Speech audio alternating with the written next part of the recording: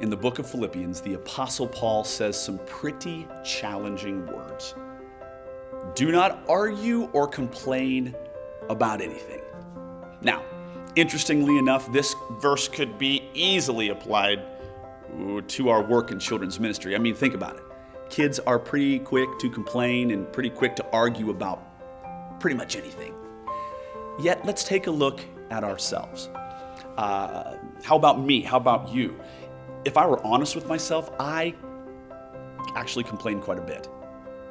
Let's take this verse at face value. Let's say that I completely stopped verbally complaining and arguing. What then?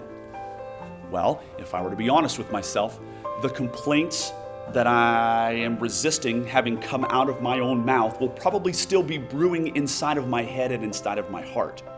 While I might be able to keep myself from arguing or complaining out loud, the issue could still be quite unsettled in my heart. While it's a good thing not to verbally argue or complain, what does a follower of Christ do with this internal tension that exists in your heart and yet doesn't come out of your mouth? Well, Paul addresses this exact question later on in this very book. And he shares, don't be anxious about anything, but in everything, by prayer and petition, present that request to God, and the peace of God, which transcends all understanding, will guard your hearts and your minds in Christ Jesus. Have you ever experienced a troublesome group of kids in ministry where you just felt like nothing was going right? Frustration mounted, maybe even a loss of joy and a feeling of anxious dread each week. Rather than fret about it, surrender those thoughts to God. He hears, He cares.